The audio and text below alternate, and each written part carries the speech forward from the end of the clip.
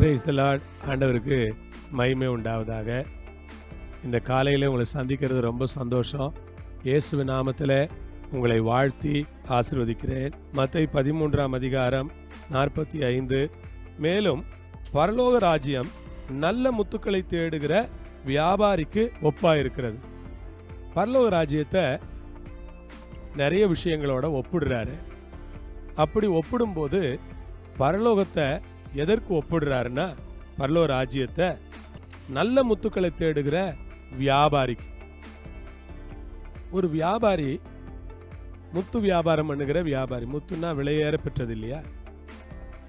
அந்த விலையேற பெற்ற அந்த முத்தை தேடுற ஒரு வியாபாரி. அந்த மாதிரி வைர வியாபாரிகள் எல்லாம் நம்ம பார்த்தோம்னா உலகத்தில் பெரும் பணக்காரர்களாக இருக்கிறார்கள். அதுபோல இந்த முத்துக்களை வியாபாரம் பண்றவங்க கூட உலகத்தில் ஐஸ்வர்யவான்களாக பணக்காரர்களாகத்தான் இருக்க முடியும் என்று நான் நினைக்கிறேன்.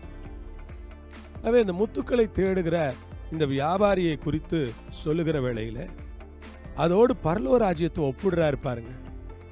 ஆம் சகோதர சகோதரிகளே, நீங்களும் நானும் கூட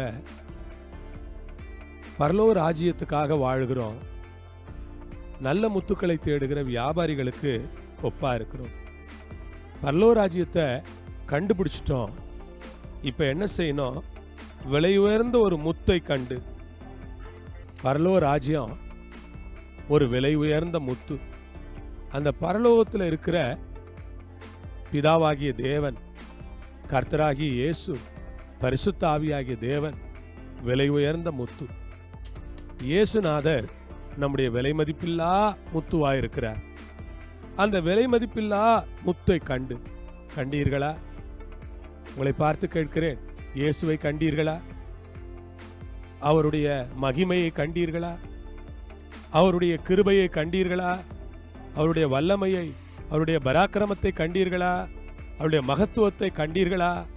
விலை உயர்ந்த ஒரு முத்தை கண்டு, ஒரு பெரிய ஆசீர்வாதம் என்னன்னா, விலையேறப்பட்ட ஒரு முத்தை நம்ம பார்த்துட்டு, அதான் ஒரு பெரிய ஆசீர்வாதம். விலை உயர்ந்த முத்தை நம்ம பார்த்துட்டு, ஆண்டவருக்கு ஸ்தோத்திரம். விலை உயர்ந்த ஒரு முத்தை நீங்க பார்த்துட்டு போய் தனக்கு உண்டானதையெல்லாம் விற்று அதை கொள்ளுகிறார். அவனுக்கு தனக்கு உண்டான எல்லாவற்றை விட இந்த முத்துதான் விலையேற பெற்றதாக அவனுக்கு தெரிகிறது. ஆகவே இது இருந்தால் என் வாழ்க்கைக்கு போதும் என்று அவன் நினைக்கிறான்.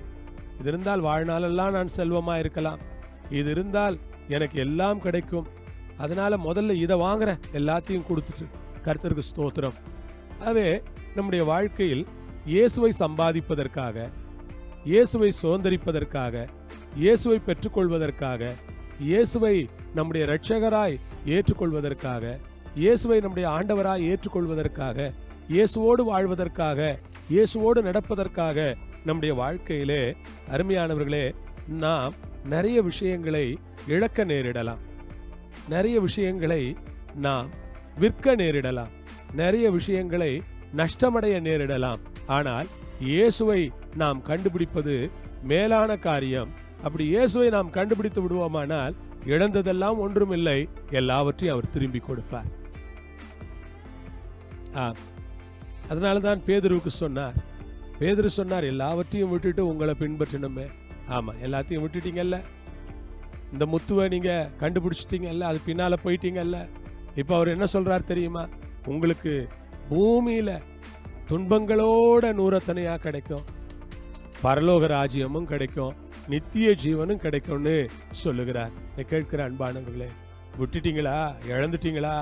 ஆண்டவர் சொல்றாரு, பூமியில கூட உனக்கு நூறத்தனையா கிடைக்கும்பா, கொடுப்பேன். ஆண்டவருக்காய் இழந்தவர்கள் நஷ்டமடைய மாட்டார்கள். ஆண்டவருக்காய் இழந்தவர்கள் வெறுமையாகிவிட மாட்டார்கள். ஆண்டவருக்காய் இழந்தவர்கள் ஒன்றுமில்லாமற் போய்விட மாட்டார்கள். ஆண்டவருக்காய் இழந்தவர்கள் அவ்வளவுதான், ஐயோ போயிருச்சு எல்லாம் என்று சொல்ல மாட்டார்கள். நாம் இழந்தது எல்லாம் ஆண்டவர் நமக்கு கிருபையாய் இறங்கி மறுபடியும் திருப்பி கொடுக்க அவர் வல்லவராய் இருக்கிறபடியினால் அந்த திரும்ப கொடுக்கிற தேவனுக்கு நான் நன்றி சொல்லுகிறேன். ஜெபம் பண்ணலாமா?